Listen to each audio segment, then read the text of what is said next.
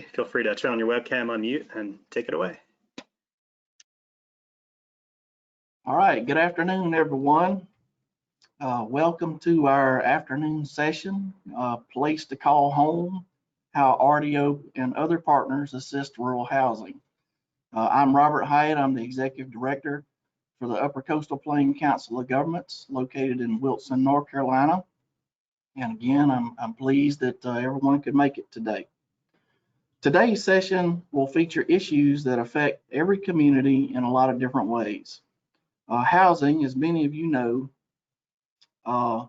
includes improved economic development and connections to transportation, workforce development, and access to social services tend to be out of reach without adequate and affordable housing for local residents. During this session, we'll hear from leaders at 2 RDOs about what they're doing to support housing opportunities in their regions, as well as an update from a national partner about what rural and small town housing initiatives are underway across the country. In my own region, we have some interesting housing initiatives underway, including a tiny house program in Wilson to construct temporary transitional housing to support homeless or near homeless older adults.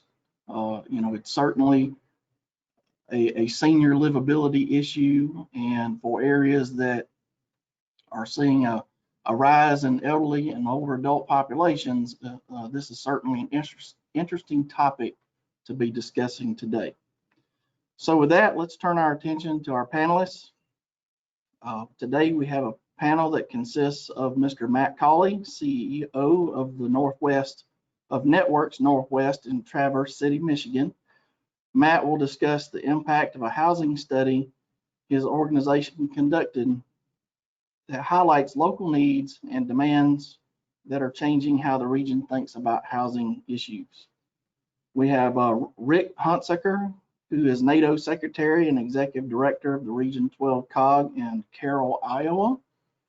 Rick will discuss his organization's role in supporting the construction of the Summit Ridge senior rental units through leveraging local partnerships and multiple funding sources.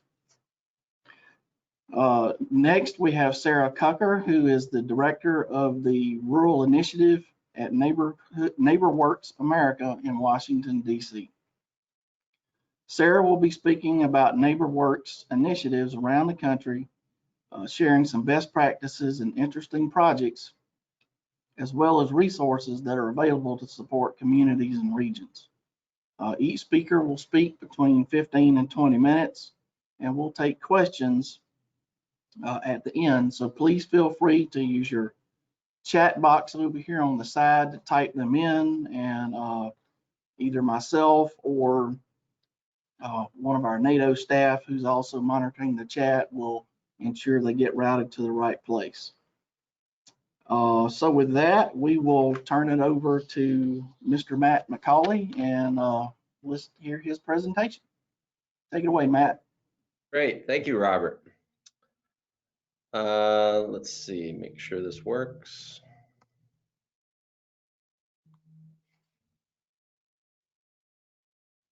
There we go.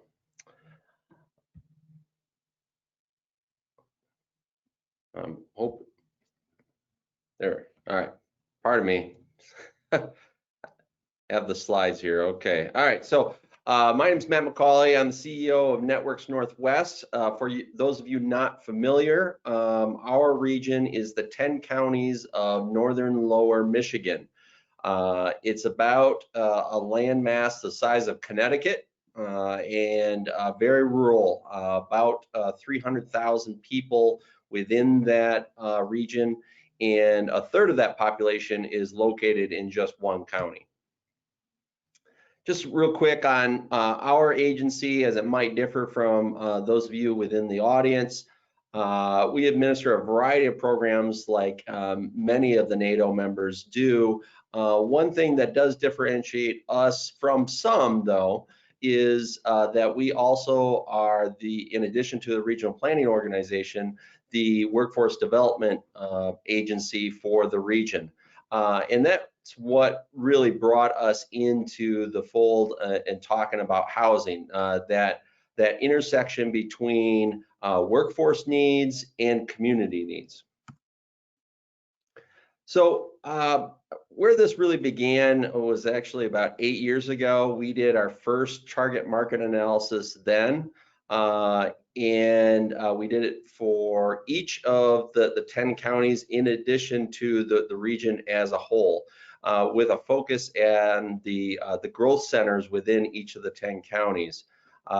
This is our second iteration of this. It was, again, an update.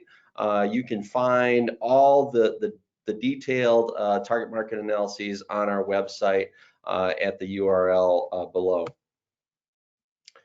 So as with every target market analysis, if you have the opportunity, it really is essential because it's an objective way of looking at housing within your community through the lens of supply and demand.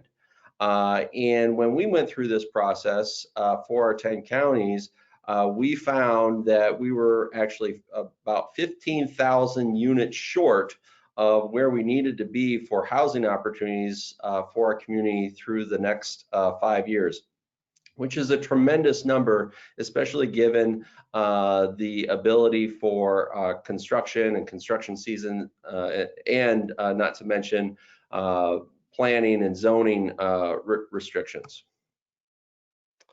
So this is really the meat of our target market analysis, looking at what's the need of rental units and home ownership units as it relates to income and home value. And what you'll see here, and this isn't a surprise likely to anyone, that there's greater demand, more potential. The bulk of those units that are needed are for household incomes that are below $26,000. Now this is somewhat problematic for our region, and I'll talk more about this in a little bit, because our region is not seen as a very affordable region, but as a region, our wages are somewhat less than the state. So a couple of stats to throw out there. Our wages, average wages, are about 80% of the state's value, but home values are about 150% of the state value. And there's a variety of reasons for that, but a couple of them is one, just supply and demand. That even though it's a rural area, the Central County, Grand Traverse County, Traverse City, Michigan, is a growing area within the state of Michigan. Much of that growth comes from older, more affluent individuals that are really drawn to the area because of quality of life and access to water. So what we found with this study is who can really afford to live here. And what we found, and it doesn't come as a surprise to anyone on here, is that if you are a working family earning minimum wage, there are really very few, if any, housing options that are available to you. So either you need to work on additional incomes within the household or toward additional hours. And obviously there's some societal effects to that. So if you look at this chart, the total home value, at the bottom there where there is most of the demand, you're seeing lower home values, $150,000 to $250,000. Yet most of the construction that you're seeing within the region, going back to the influx of population being older and more affluent, is in this area. And that has to do obviously with demand, but it also has to do with profit. That when you're thinking about building a home as a developer and you want to be able to demonstrate profit, it's much easier to demonstrate profit on the higher end of the spectrum than on the lower end of the spectrum. Another item that comes to mind when thinking about our region, and it really goes back to that it is an in-demand region, it's a growing region, it's a region that is known by many to be a high tourism demand, that part of what's driving up the price of housing and diminishing the supply of housing is an increase in short-term rentals within our communities. Obviously, we all know, and many of us have probably used short-term rentals, but it's basically the commercial use of a dwelling unit for a period of time that, for this definition, it says less than 30 consecutive calendar days. They're everywhere. They're across the nation. In Michigan, it's about $78 million a year within the short-term rental market, and they exist everywhere. They can be on a lake, they can be in a neighborhood, but for, again, this state, which is a growing tourism state, listings have grown tremendously, and specifically within our region, we have some of the highest ranked STR counties that are really out there. So Leelanau, Charlevoix, Grand Traverse are all top 10 counties. There are 83 counties in the state of Michigan, and you'll see that 6 of our 10 counties are top 20 STR places. So this is really where we land, is that of the homes that are being purchased in our region, and part of what's bringing prices up, that more and more investors, not necessarily home buyers or even second home buyers, are purchasing the homes available, and that is in part driving up the prices and making it less affordable for our workforce within the region. And this is a growing trend. In fact, during the COVID disruption that we're under right now, this is only increasing. In fact, I would dare say that COVID has caused an even more rapid acceleration of this trend, because what we're finding is that there's a lot of individuals, particularly more affluent individuals from either the East Coast or West Coast, that are now being forced to work remotely, and they are looking for areas with high quality of life and access to water and other recreational opportunities, which this is a region that is very well known for that. So we're seeing a number of homes that are getting into bidding wars and really upping the price market because of individuals looking at the home market and many times buying sight unseen. So for this, Michigan, we all know every state's very different when it comes to land use regulations. In Michigan, the land use regulations generally to the smallest unit of government. In Michigan's case, cities, townships, and villages are the primary regulators of land use. Within that 10-county region that I referenced earlier, there are 180 units of government, potential land use regulators as it relates to the entire housing market and the STR market. So for years and years as a region, we have been going through what are the pros and the cons relative to short-term rentals. We've all heard them before. And I think that the best thing that we can do as professionals is to recognize that there's truth to all of the pros and the cons, and to hear out our local property owners and stakeholders as it relates to this issue, and to provide a common sense approach on how we can best approach this real issue. So that's all I have about, I think, 10 minutes or so, 10, 15 minutes or so. I'm happy to answer any questions now via chat or when we're done with Rick's presentation.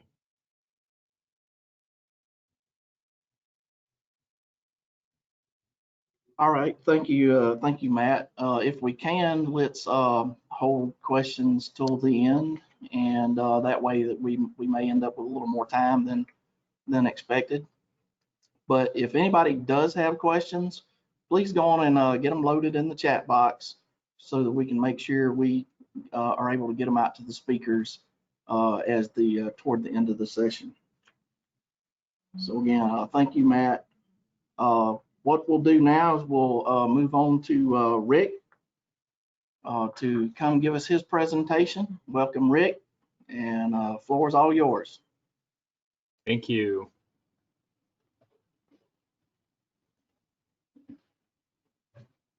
And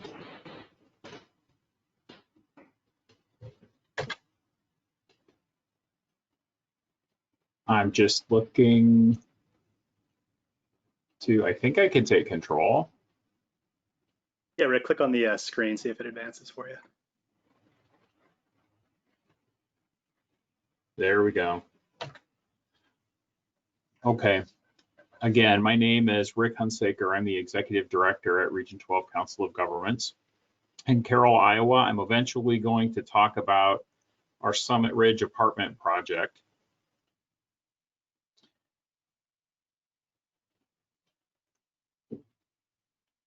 I had control.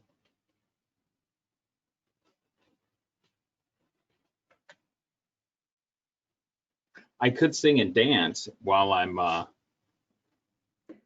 Hey, Rick, try clicking actually on the PowerPoint, see if that takes it back. yeah, There you go. there we go. Great. Okay, so our region is in West Central Iowa. We are in this map, the red area. We're a 6-county region, part of a network of COGs across the state of Iowa.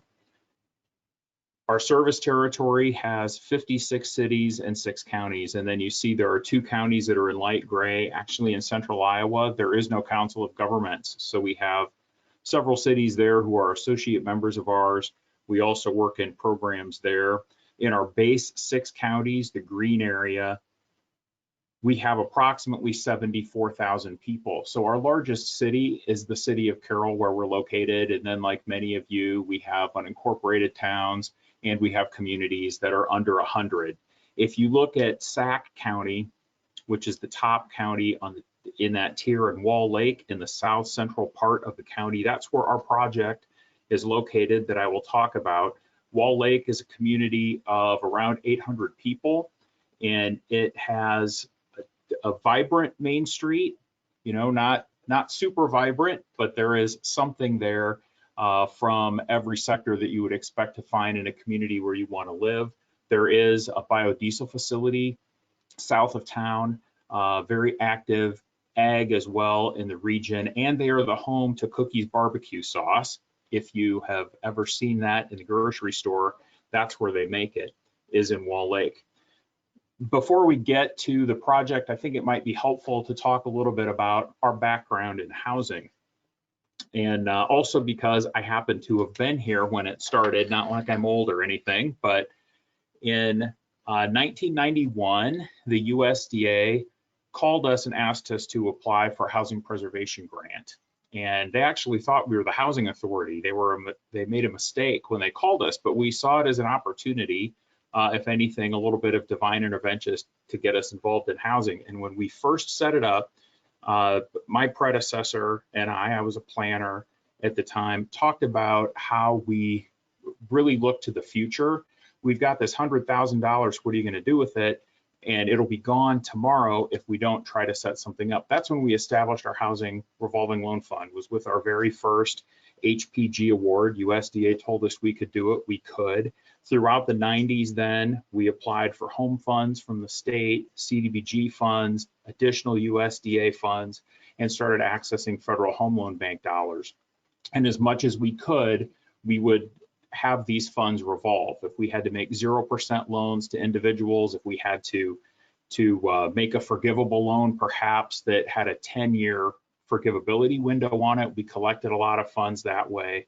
We were able to build our revolving loan fund. There were a couple of opportunities that we took advantage of. There was, back in the day of political earmarks, Senator Harkin had a particular program earmarked to the state of Iowa called something that HIRE stands for. And we did get that as an earmark. It helped with down payment assistance. The LHAP program was a state of Iowa program that really only existed because there was a bit of a political issue where they found a bunch of money in a drawer down at the state, and rather than there be a big problem, they made grants available. I'm sure that's never happened in any other state, but that was also about 20 years ago, and I'll talk about a couple projects we did there. And then finally, local housing trust funds were set up in the state of Iowa. I think we might have been late to the game with that. That was about 2003.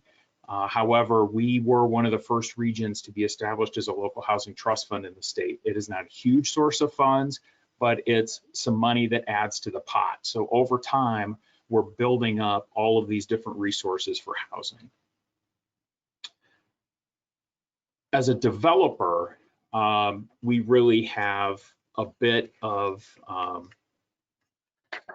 a different history than we do with RLF, because our revolving loan funds were primarily down payment assistance and for housing rehabilitation. But we dabbled a little bit in helping with development, and with our revolving loan fund is how we started.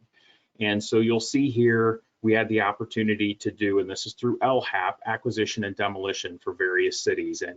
And this was, we have as some of you do probably with your smaller communities, it's really had a problem. You have a problem with dilapidated buildings that cities just can't get rid of. They can legally, but they just don't have the money to be able to do it. They end up having either properties that are falling down, or if they do actually acquire them, they never get the funding back because they can acquire these lots, but there is no way anybody is going to come in and pay anything for that lot to build another building there.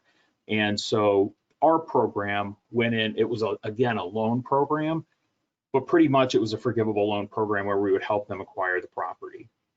And then we did not expect a whole lot of payment back for it. We made a loan to a city to do a new subdivision.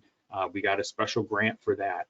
We started doing loans to developers at low interest rate just for them to build spec houses. The idea is that financing at the time, and this is quite a while ago, financing was really hurting their bottom line, that they couldn't really make very much of a profit. So our thought is we'll give them a lower interest loan, particularly on the amount that would have been their profit.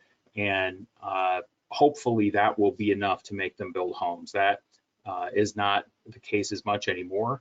We worked on the neighborhood stabilization program, and probably our biggest project was we made $1 million loan to a low-income housing tax credit project in one of our communities. We were going to be a minor lender to that project. It was 50 units in a high minority population community of ours, where our largest employer is located in Denison, about 30 miles west of here. That particular project, the developer called me 2 days before the state was going to yank their housing tax credits, and we would have lost 50 units. And so I talked to the board chair at the time and said, we've got some money sitting in this RLF. Should we dabble in making them this loan? And that's actually been good for us. We sit first on that particular property, and is enough of an interest rate that it provides us with some income to help support staff. And then on the second story side of it, we've started working that really in the last few years, and we've had various developers that we've assisted with projects. Now, we did do a little bit of development as well, but not a whole lot. We did build some homes. We worked with a local community college, Des Moines Area Community College, and built 5 spec homes, one at a time. Had some issues there.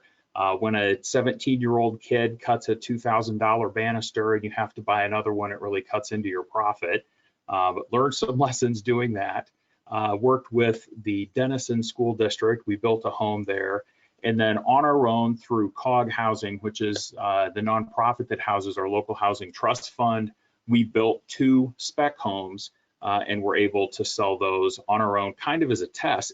And in some cases here, what we're trying to do is show people it can be done. You can build spec houses, you can make money, and that was really our total work and development up until Summit Ridge. And so internally, we had some discussions about how do we diversify housing, how do we make our housing department more sustainable so we're not so reliant on grants and administration, and we always have people here that are able to help our communities, and how do we give the organization something that it owns.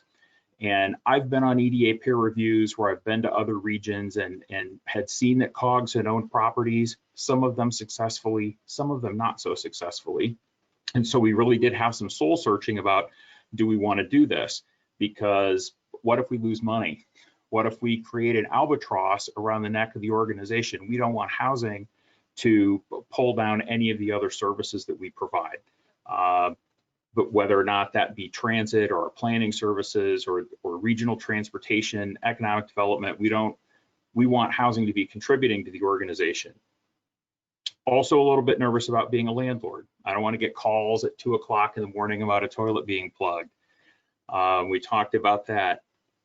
This is one of the biggest things. Where do we invest? Where is it smartest in our region to put these funds? And we've done housing needs assessments for probably most all of our communities over the past 20 years in our counties, or we've been a part of the planning team and other places. Where's the best place to put the money? Everybody has a housing need, but we know that you can't build a new house and sell it for what you built it for in the vast majority of our region.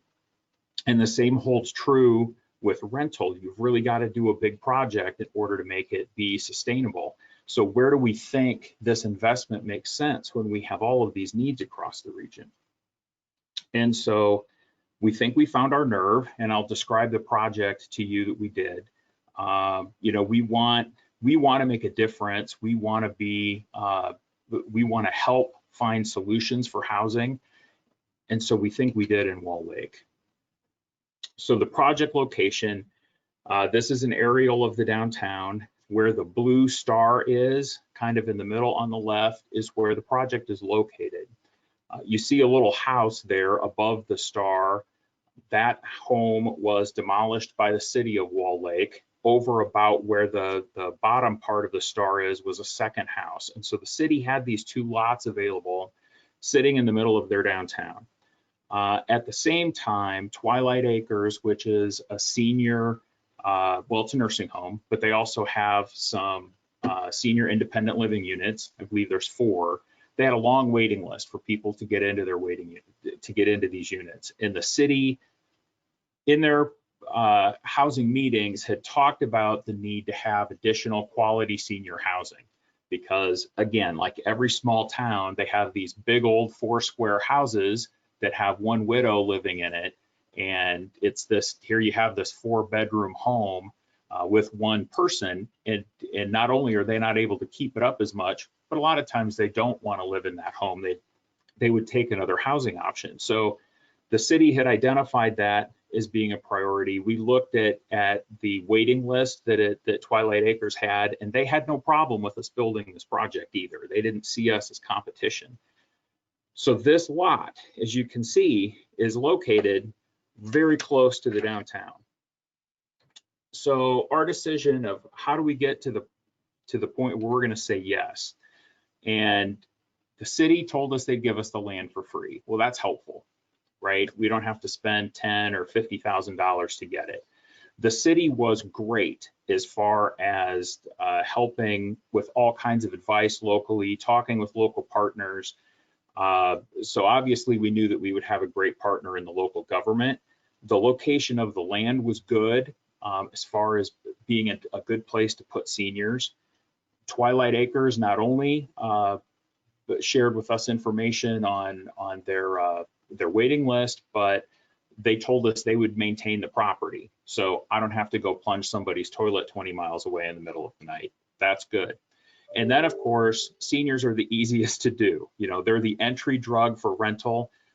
When I told a friend of mine that's a developer in Des Moines about this, she kind of laughed that of course you're going to start with seniors because they're the easiest to do. And also how else we got to yes is that we really helped answer the need in the housing needs assessment. There needs to be more senior housing. We also need to free up affordable housing units, and you do that if you can get people to move out of their other homes. And frankly, if we can show that it can be done, we don't have to do every project. We don't have the capacity nor the desire to do it. But if we can do something here and show other people that it can be done, then maybe we'll get more projects. So again, this is our location. City Hall is very close to our project. The grocery store is right next door. And there's also a bank right behind the grocery store. And then that is Main Street that it points to. You've got the restaurant, a bar, a variety store, the hardware store, the medical clinic. There's also a new dental clinic in town. The telephone company, which is also internet, is local and has an office there. So everything is right where we needed it to be. So all of these things, all the stars aligned for us to do this project. So now it's all about money. And the first thing that we did was apply for an FHLB grant. Federal Home Loan Bank gave us, I think it was $40,000 per unit. We determined that we would build a 5-unit complex, a duplex and a triplex. So it was a $200,000 grant, and our total project is in the neighborhood of $800,000, our original budget. We also were fortunate that our state had opened up a home loan program application right at the time when we needed them to do so. So we applied for a 20% or a 20-year 0% loan with very low annual payments. Because again, with 5 units, depressing the rents, you're not going to have a lot of income per year. And so we were going to pay what we could on a 0% loan. Most all of that loan is going to be due at the end of 20 years. There's a possibility they'll forgive it, but if they don't, at least they were enabled us to operate this project in a feasible manner for 20 years. The state of Iowa also has a workforce housing tax credit. It isn't based on income, it's based on construction. We applied for and received that. Now, of course, we can't use the tax credit, but they are portable, so we can sell them. We figured conservatively 60 cents on the dollar. We'll probably get north of 90 cents. Our local housing trust fund was supportive. Of course, we operate that, so that made it easier. And then we had equity, which meant going to the board, not only to approve this project, but to get them to put about $140,000 in this project. But again, very supportive. And then tax abatement was another important piece, because if we had to pay property tax on this property, that could be $10,000 to $15,000 a year, which would have eaten about a third of our income. That would have made the project not feasible for us to do. And in the state of Iowa, if you have a senior project that has a restriction on rents due to a mortgage, you pay no property taxes. And so the home loan got us that particular piece. Other things that we had to think about, of course, that those of you that have worked on these projects all know that it all comes down to pro forma and really drilling down what's in there. What can we collect for rents? What's our vacancy rate going to be? What are we looking at for client incomes? And do we really have all the costs figured in that we're going to have, from snow removal to periodic repair? Property taxes was something that we solved, but we had to think about it, and that really made the project look ugly for a while. The city did clear the lot for us. We had to do a little bit of lot prep after that, but that becomes an important piece because every dollar is important. So if they leave an old foundation there, that's more money that's going to have to come out of the project budget. We got lucky on the bid process. We had a couple of bids that were much higher that would have meant that we wouldn't have had enough money and couldn't make the project go. But we got one bid from a reliable contractor that I think it was the last bid that we opened. So we really were sweating when that happened. We had to talk about, do we really want to invest here than one of our other communities? And we get a lot of communities that will ask us, why don't you do your project next in our town, or what do we need to do? And that's fine to have those questions asked, but we needed to be able to defend this decision. And then, of course, risk and the board, and then long-term maintenance was our agreement with Twilight Acres really going to be where we needed it to be.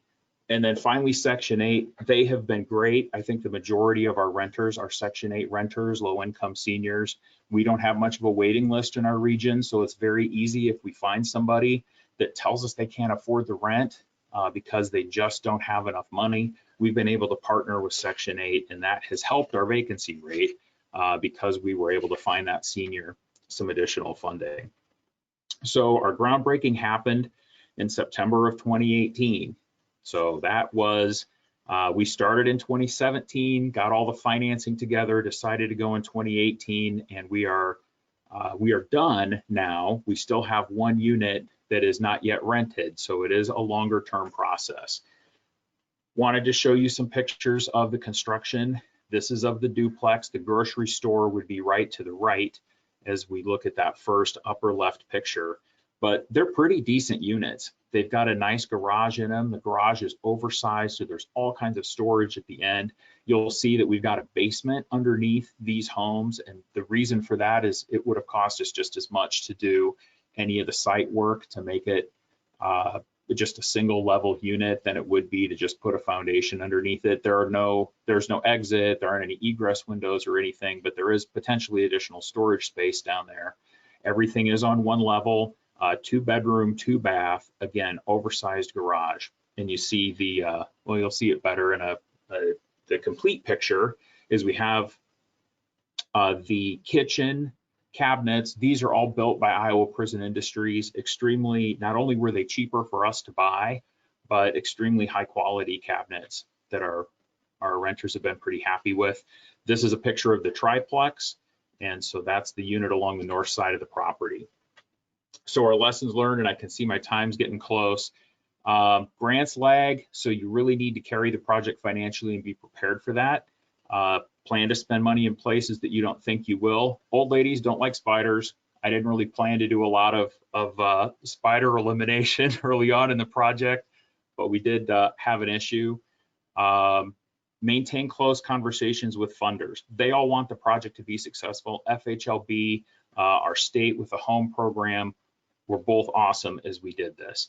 And again, good PR and excitement doesn't always equal renters. We had a guy that has been bothering us for 2 years. He couldn't wait to move into here.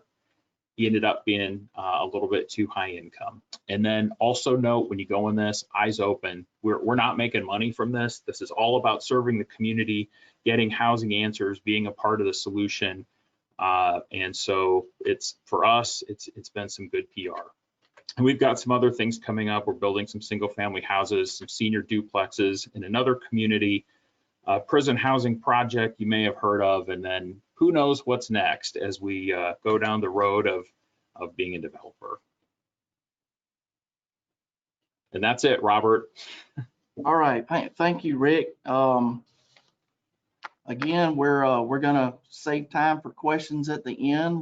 We've got about 3 questions in the bank right now for panelists so far. At this time, we're gonna go on and bring in Sarah, and then as soon as her presentation wraps up, then we'll get to the question and answer period.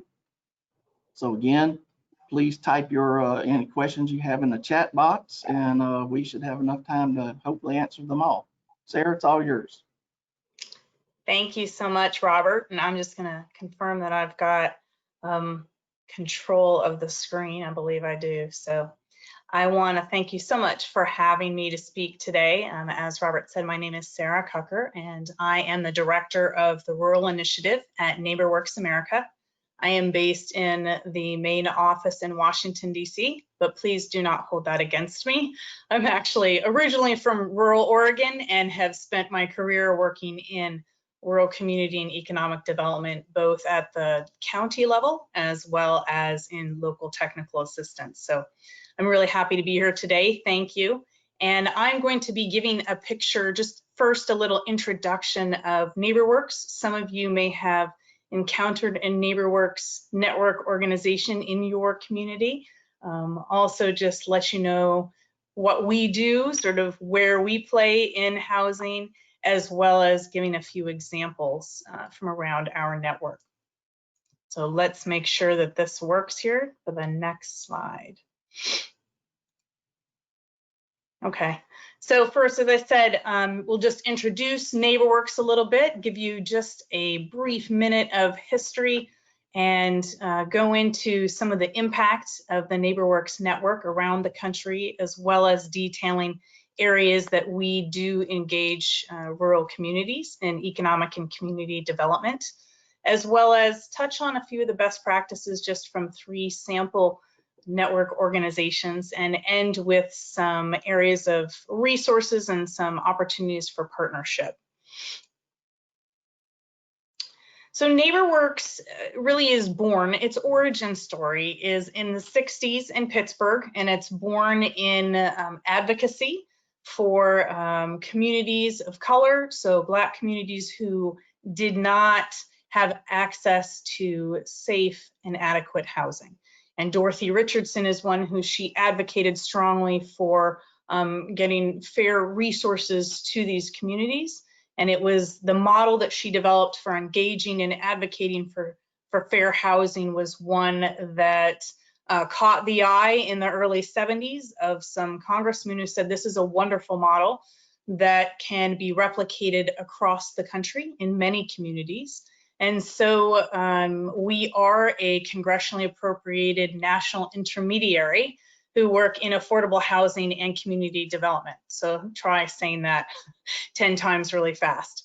What that means is part of our budget is congressionally appropriated each year in the national larger Congress process that we know and love, and we've had solid and strong growing support from both parties, from bipartisan support across the years. And so it is something that over time they have said, and they have found us as a strong partner in working with communities to again really focus on building strong communities of opportunity and resilience. And this is done through also creating and encouraging home ownership, which leads to wealth generation and wealth creation across the generations. So this is something that housing is really a very core strength of NeighborWorks and where it got its founding.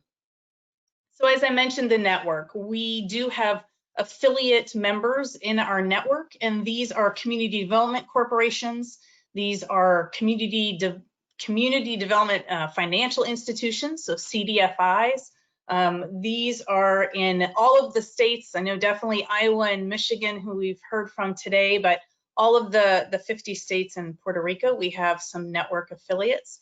And these are folks who work with us to really look at the larger picture of creating those opportunities for home ownership, affordable housing, and how do we really work in these local communities, both urban and rural, to achieve those goals of building stronger communities of opportunity.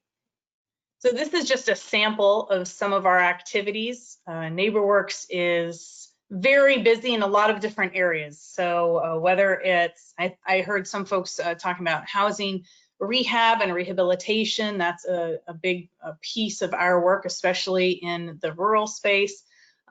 Development, so there are NeighborWorks organizations who are the developers and who work in affordable housing space. We have small business and commercial micro lending. We've got organizations who work specifically in micro lending in their communities around the country. Training, NeighborWorks is known in the community development space for really being one of the largest, if not largest, sources for training. And this is for folks who might be doing basic community or economic development training, but also very specific types of training, like HUD certification, home ownership counseling, down payment assistance counseling, many different pieces. We work, definitely, we have partners at the national, at the regional level, and at the local level, work with organizations in building that resiliency. So continuing to figure out how can we assist these organizations from a business perspective, from an organizational perspective, Resiliency is a very big word this year, obviously, with COVID, and as well as really being born out of the area of natural disasters where we've heard of it from decades. So building really strong organizations to assist their communities. So here, this slide just really touches on some of the impact. And this, you know, there's a lot of information here, and I'm just going to sort of hit on some of the highlights as you can read some of the numbers. But really, NeighborWorks focuses on delivering knowledge and expertise. And that is through a very large and robust network of providing housing counseling, assistance to new homeowners, to managing rental home properties, really educating and assisting folks in learning what their opportunities are for home ownership. Training, as I mentioned, it's a very, very robust network in terms of training opportunities. So we have, in a normal non-COVID year, we would have several training institutes, and those are ones held in different parts of the country. We have now in the COVID space, we also have virtual training institutes, which when everyone is able to gather again, will really partner and complement with our existing national training institutes. And we have on-demand classes as well as classes that run at certain times on certain topics, both urban and rural. So the technical assistance is something that's really a big piece as well, is we provide grants as an intermediary. We provide grants to our network affiliates, the network member organizations, and those really assist greatly with whether it's organizational capacity, whether it is peer exchange, learning communities, learning cohorts. We really focus on using funds to assist organizations where they need it most. Sometimes that is truly getting a house on the ground. Sometimes that is in finding capital, pooling sources, especially in the rural space, being able to find low interest, low or long-term capital, which we like to call the unicorn of capital funding for housing development and community development needs. That's tough. And sometimes smaller communities or smaller CDFIs, those financial institutions, have a tough time with smaller numbers. And so we assist in saying, how can we pool those together into larger packages, if you will, that can get you the lower rates for your clients in your community. So what I'm going to talk about now, as this hopefully moves on, let's see if it's still, okay, here we go. So the Rural Initiative, as I said, I'm the director of the Rural Initiative, and we have nearly 240 network organizations, and 116 of those right now are members of our Rural Initiative. And that means that they work predominantly in the rural space. There are many different definitions of rural out there. There's one USDA. We use the one by the Housing Assistance Council, who is another national leader in the rural housing space. And so these 116 members are in this pretty formalized rural initiative. We have staff at the national level in Washington, D.C., as well as we work with our geographic regions. So NeighborWorks is split up into 4 geographic regions, and we have rural liaisons in each region, and we have folks who work directly with those affiliate organizations in each region. So the origins of the initiative, as I mentioned, while the origins of NeighborWorks were in 60s urban areas, very quickly after NeighborWorks really became NeighborWorks in the 70s, rural groups started joining as well, and they started informally forming their own peer network and their own cohort, which eventually in the year 2000 became a formalized rural initiative with staff. And as part of our initiative, we fund grants, both congressionally appropriated, as well as we do work with grant makers outside of Congress. So we have private sources of grant funding that NeighborWorks and we in the Rural Initiative are also really using and bringing in to benefit our network organizations. We fund studies. We have toolkits, peer learning, peer exchange programs. We have large conferences, and some of the topics I just picked out right now, some of the larger topics on my plate, on my to-do list, and what I'm working at the moment: a rural capital, manufactured housing, which it has been a piece of the toolkit here at NeighborWorks for quite a few years. And this is not the pre-1976 trailer that you may think of. And manufactured housing has made leaps and bounds in quality. It is often half the price of traditional stick-built, and the timing, it moves very quickly to really get it on site. So manufactured modular housing has very exciting elements to it. Broadband access, and you know, I worked with rural communities in broadband before coming to NeighborWorks, and it's something that COVID has only really elevated more. You know, this has been an issue that has been around for probably 10 to 15 years, and it ebbs and flows, but it really is definitely on the tip of everyone's tongue now. Looking at healthy communities, we do have a director of healthy communities and engagement and healthy housing, as well as just civic engagement. So we have a division of community building engagement with its roots in those early years of advocacy and really working with folks in housing to how do we engage within our community and our civic structure. So now I'm just going to highlight just a few different organizations that work in some different parts of NeighborWorks. So Hope Enterprise. So this is Hope Enterprise Corporation and Credit Union. This is in Mississippi.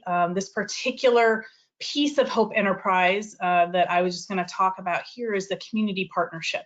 And that is something where they are really providing this very strategically focused community and economic development support, and really looking at how do they work on attracting resources for economic and community development. How do they work at building financial capability of the residents in those communities?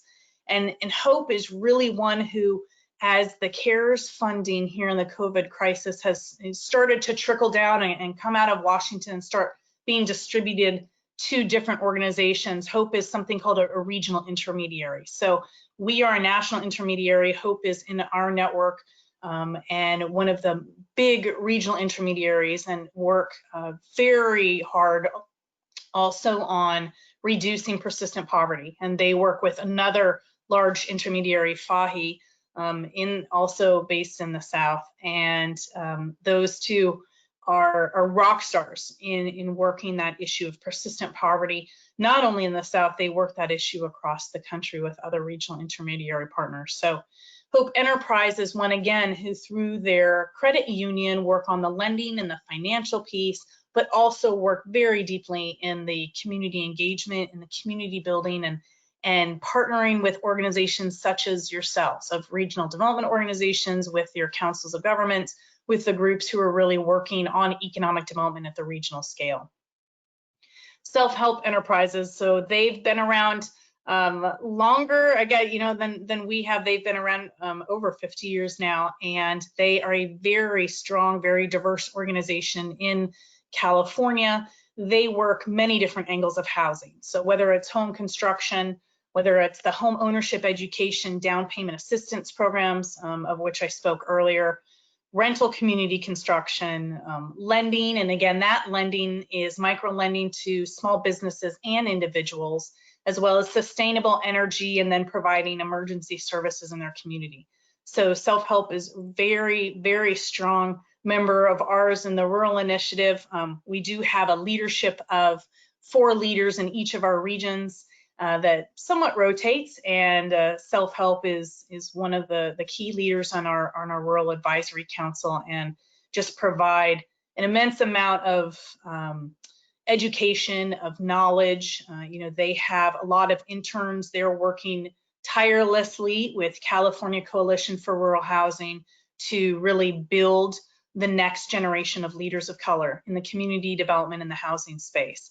And so self-help is very diverse and a very strong organization. So moving up a bit from California, I'm going to move into the Mountain West just for the third example of NeighborWorks Montana. And this organization I picked because they are diverse in their development lending, the real estate development lending, that home ownership counseling and education, which you've sort of heard as a theme. It's a very big part of NeighborWorks, home ownership lending, but also they are a very strong member of the of ROC, which is resident-owned communities in manufactured housing communities.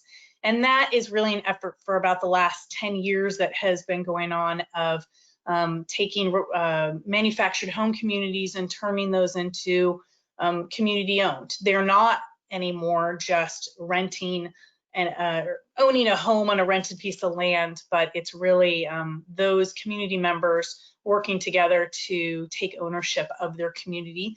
And so they are Montana, the NeighborWorks Montana is a leader in the ROC network. There are ROC communities around the country. Some of you may be familiar with them, some of you may not. But it's part of something called a shared equity housing model.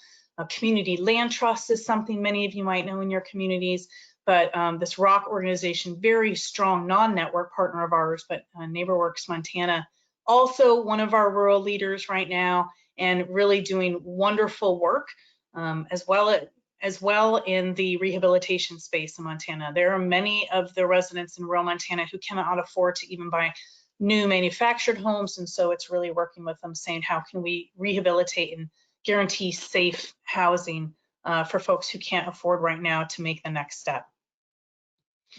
So I'm going to end here on some of the resources and partnerships.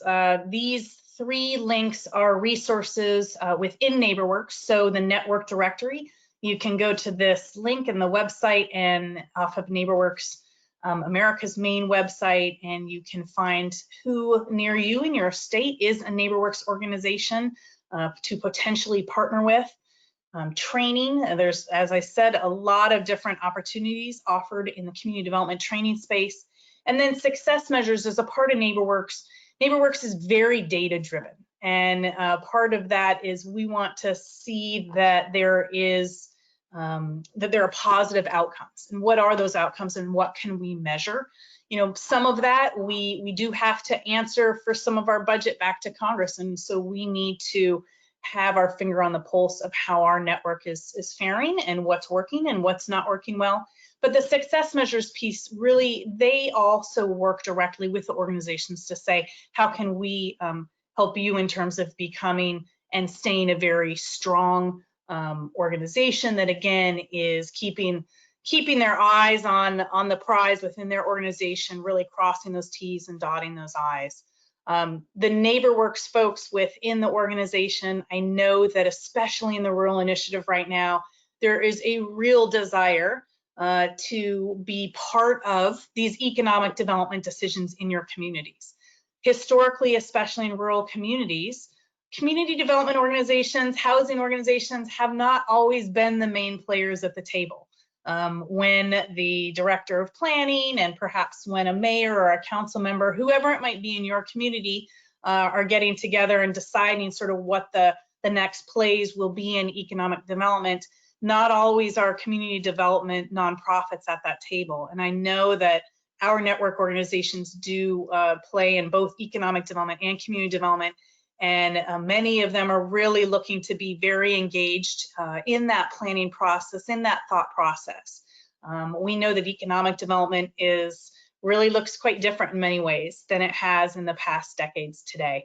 We know that COVID has turned things on its head. Remote working, broadband, it's all changing, looking quite different. So the members of NeighborWorks very eager to really explore deeper relationships with many of you, as the RDOs and as the cogs in your communities. So lastly on the slide, I did put who some of our intermediary partners are at the national level. And some of you may have heard of these, of Enterprise, of Rural LISC, and some of the regional intermediaries I mentioned are FAHI and HOPE. They tend to work primarily in the south and in east of the Mississippi. However, their real focus on ending persistent poverty and assisting communities through that community development process is strong across the country. Some other real key regional partners would be RCAC, who are in California. They are very diverse in the rural space and the community space, and those of you organizations in California have likely heard of RCAC. And, you know, I just really wanted to emphasize again that we are here at NeighborWorks to work with you and to partner with you for the longer term vision and mission of really creating those stronger, resilient communities. So thank you very much. All right, thank you, Sarah. If our other two panelists, Matt and Rick, could quickly join us on camera. We've got questions for each panelist. Thank y'all for your presentation and your patience. We'll start off first with a question from Matt. One of our attendees wanted to know, have there been any initiatives to emerge from your plan that support low-income families with access to housing? Yeah, there have, but again, we're really struggling with finding something that's implementable. Lots of initiatives, lots of plans. We've done well with framing the issue, but at the end of the day, in most of our region, the market costs for land and construction are just too much. Now, we are making progress. I don't want to sound that there's too much, it's all despair, but I am being real that when you're in an area that has tremendous market demand, it's very difficult to get workforce housing moving.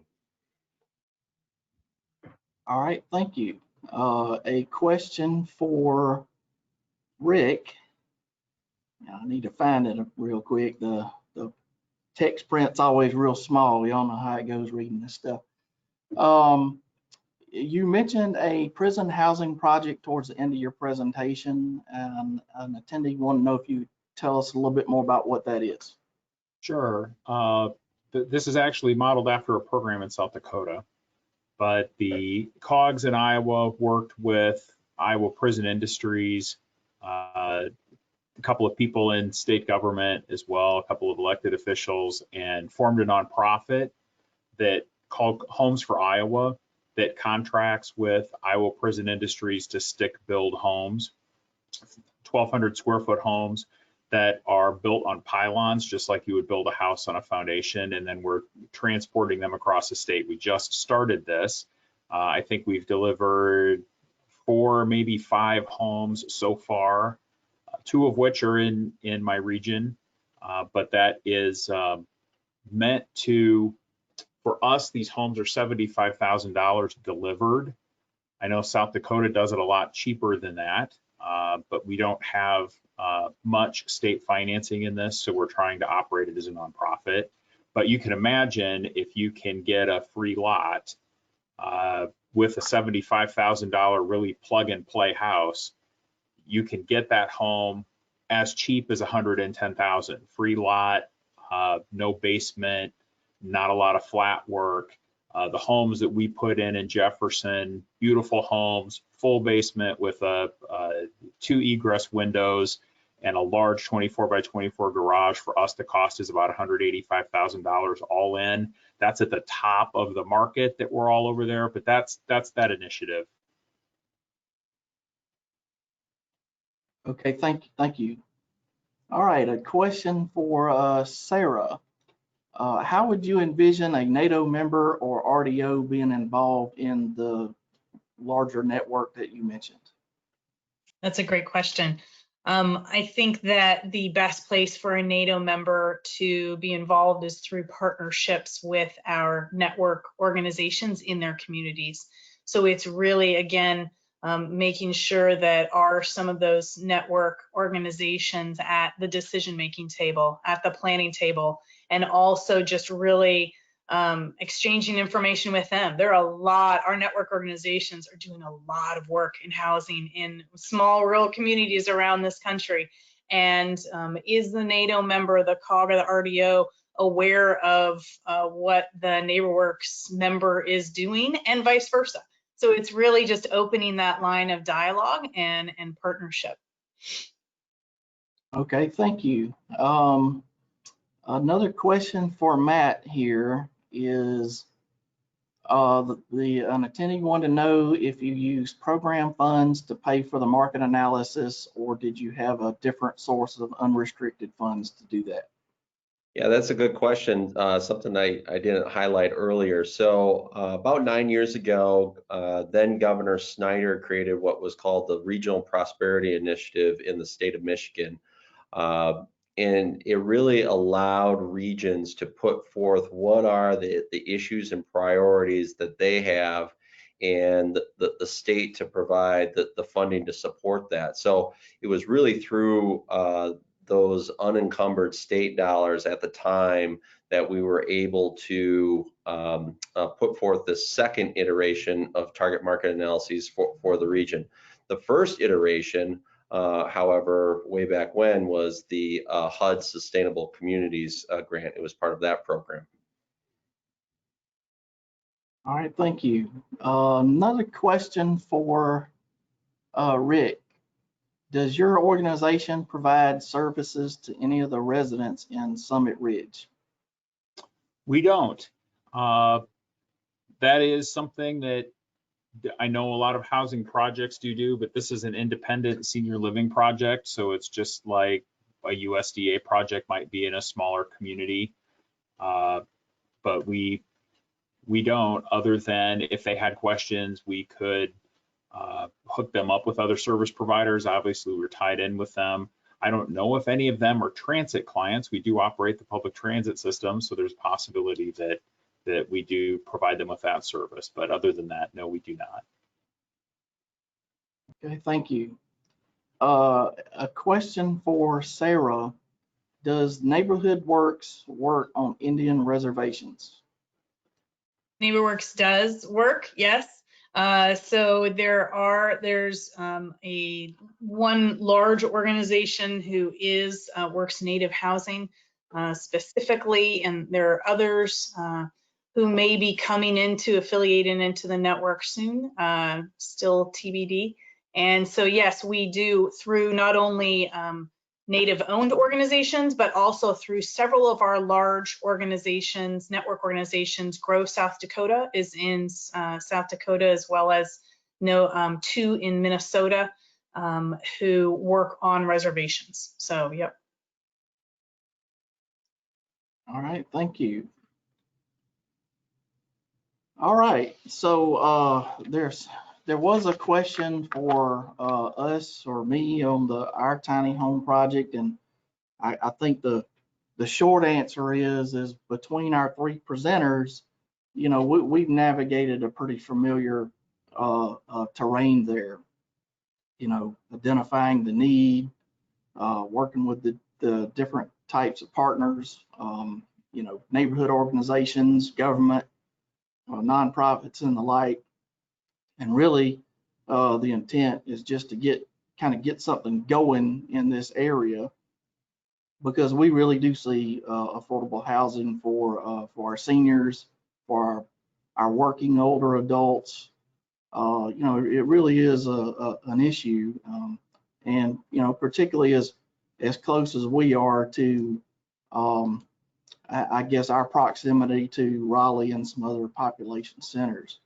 So, it's certainly something that I think we're going to talk and hear more about in the days ahead. Again, I want to thank all of y'all for speaking today and sharing your knowledge and lots of resources, and congratulate you on the work that you're doing. And we will begin to wrap up our session here. So again, thank y'all very much. Just a reminder for our attendees, our session here qualifies for 1.25 AICP CM credits for those who are eligible. Next on our agenda is a short break, followed by 2 breakout sessions at 3 p.m. One's going to be on broadband infrastructure, And the other one's going to be on tourism-based economic development strategies. So please check out your program conference and get you a quick break and join us at 3 p.m. for the next session. Thank y'all very much. Bye. Thank you.